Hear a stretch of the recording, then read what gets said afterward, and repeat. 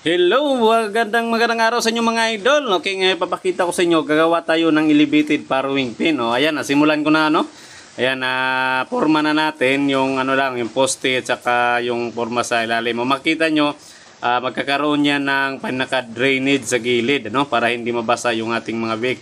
Yung dati kong farrowing pin, ito lang ganito, Ayan, hindi maganda kasi madali magkasakit yung mga biik kasi yung tubig napupunta o nababasa sila. Nito lang nito, ito mas maganda na ito. Ako lang mismo dito mga idol, one man lang to. One man work. Okay, ayan, grabe. Ako lang yung labor, ako yung engineer, ako yung foreman. Akin na lahat dito. Ako na yung nagmamasa, ako na yung nagsisemento, ako na yung nagpaplano. Ayan. Maganda yung tayo-tayo lang kung may alam tayo na kahit konti, basic knowledge sa dito sa pag-ayos. Kuha tayo ng lupa mga idol kasi tatambak natin doon sa higaan ng inahin bago natin gawa ng flooring. Ayan, tinambangan na natin yung inuna ko diyan yung mga bato muna para mas matibay talaga. Tapos nilagyan natin ng lupa. Halo na naman tayo dito mga idol. Grabe. Halo-halo lang, dahan-dahan lang yung trabaho natin dito, at least nakokontrol natin yung pagtatrabaho natin. Ayan, sulong-sulo yung paggawa natin, kaya sumasakit yung buong katawan natin, grabe, tayo pa yung naghahakot, papunta dito sa mga gamit, tayong sisiminto, tayong magbabasa, napakahasil na. Hindi na tayo kumuha ng panday mga idol kasi sayang lang, marunong naman tayo ng kahit konti. At hindi naman mabilisan o kailangan nagmamadali. Kaya tayo na trabaho dito. Ayan, medyo na sit out na natin. Ganito na yung kinalabasan sa gilid na nalagyan na natin ng plastic matting. At saka yung sa gitna na higaan ng inahin. So ito yung gusto kong magiging farrowing pin mga idol. Para less magkakasakit yung ating mga baboy o mga biik. Kasi yung tubig nasa na lang. Yung paggawa ko dito mga idol, ayan, kasi wala tayong binder, Kaya yung ginawa ko ditong binder ay mano-mano. Manap lang ako ng puno, ito puno ito ng rambutan namin dito malapit sa babuyan. Saka dito ko na lang hinila-hila. Okay din naman, kahit walang binder, basta dapat timing lang yung pagkaka-bend natin at saka pantay para hindi magiging tabingi, Ganyan lang, tulak-tulak na natin ng kaunti, tapos sukat naman. Hanggang sa masakto yung natin, sukat. Dito, sukat na naman tayo ng ibang tubo, pangalawang tubo. Ito naman yung ating ibibend para sa pinaka-purma ng ating magiging farrowing pin na paanakan ng ating mga inahin. Ayan, kasi may konting knowledge tayo. Mga basic lang mga idol, hindi naman kailangan maging magaling. Para magsimula, kailangan nating magsimula para gumaling. Yun. Ito, na-attach na natin mga idol dito na welding ko na yung konting forma niya. Sa gilid, ayan, may plastic matting na dun sa kabila.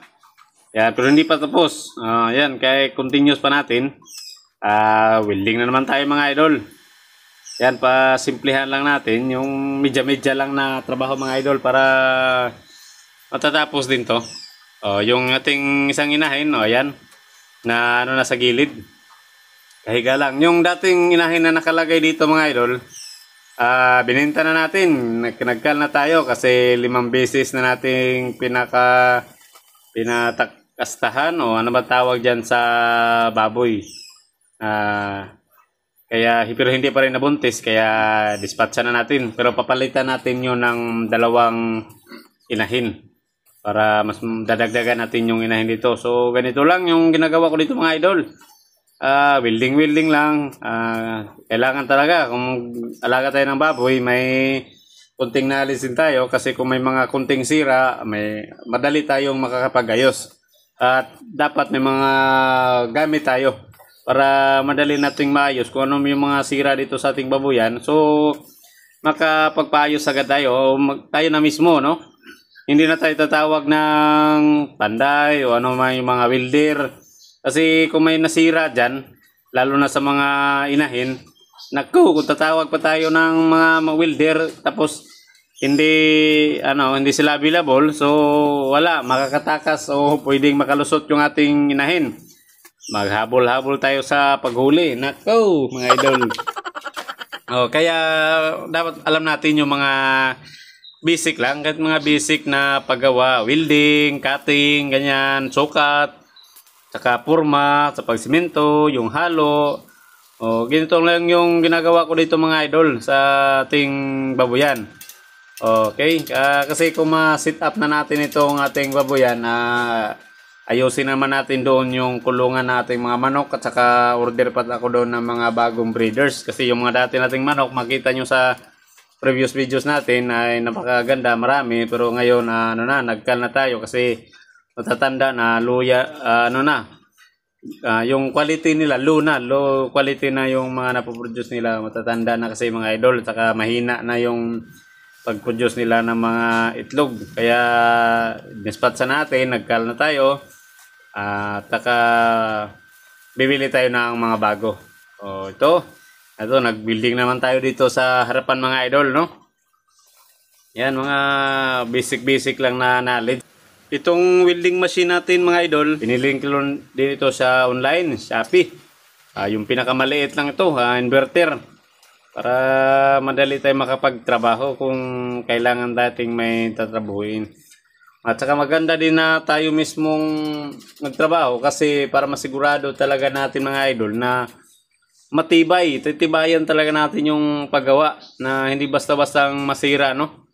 Lalo na dito sa mga lagayan nating mga inahin. Ito yung sa paanakan. Kaya kailangan talaga matibay ito mga idol. Yan, nag-welding naman tayo dito sa kabila, yung pinakaharang yan hanggang sa pababa. So, ganyan lang yung mga banat natin. Noon, hindi pa ako nag-alaga ng baboy, hindi tayo marunong mag-welding. Pero nung nag-alaga tayo ng baboy, sabi ko, kailangan talaga marunong tayo. Kasi, na-experience ko dito mga idol, nung isa kong inahin, nasira yung pinakagilid, yung harang niya nating inahin, muntik na makalabas, nilagyan ko lang, tinalian ko lang muna, tapos hinanap ko yung welder na kakilala ko, tapos hindi siya available kasi may tinatrabaho siya sa iba na project sa bahay, kaya hindi siya makapunta agad. So yun yung na-experience ko na dapat marunong tayo. Kasi kung may mga kunting sira, tayo na mismo magtatrabaho, hindi tayo maghanap ng iba pang tao na baka hindi available, tulad noon. Kaya dito, pinag-aralan ko yung pag-building mga idol. Tapos, nood din sa YouTube Academy. Grabe. Ito na mga idol. Tapos na rin yung ating ginawang farrowing pen. Yan. So, ito na. Hindi po yung farrowing pen. Nalipat na din natin yung ating inahin. Ito yung inahin natin na galing dito. Ito yung dati niyang lagayan. Kasira-sira na. Nilagyan na natin yan ng mga tie wire sa gilid. So, ngayon, nalipat na natin dito. So, yan. Ito na siya. Okay na yung naglalagyan niya. So dito mga idol, itong mating nito sa ilalim yung may drainage sa mga hindi pa nakita, no? Yun, yan yung mga dumi nila. Yes na.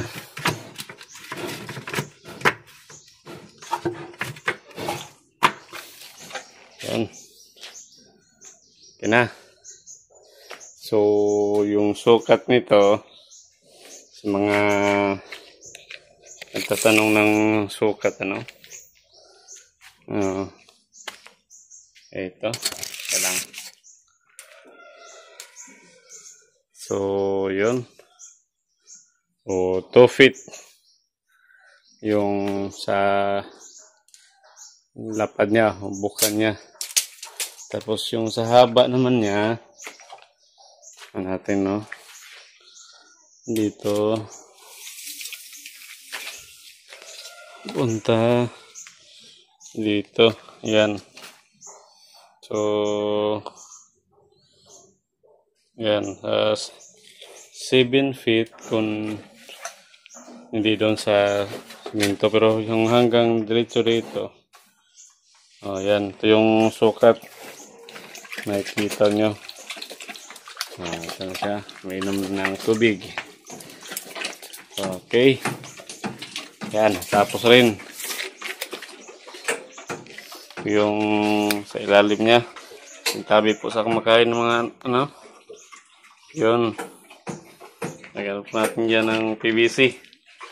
Yung sa may drainage niya. Malapit itong manak. Medyo nagano na yung perta niya. Namaga na. Saka yung mga dede niya. No? Yan. Kasi na lapit na kasi to. Kasi ngayon is 102 days na niya.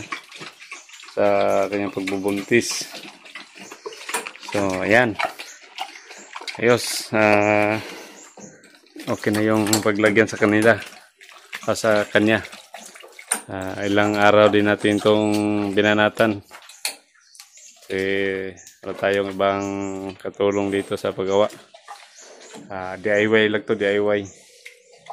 Okay. Ayos.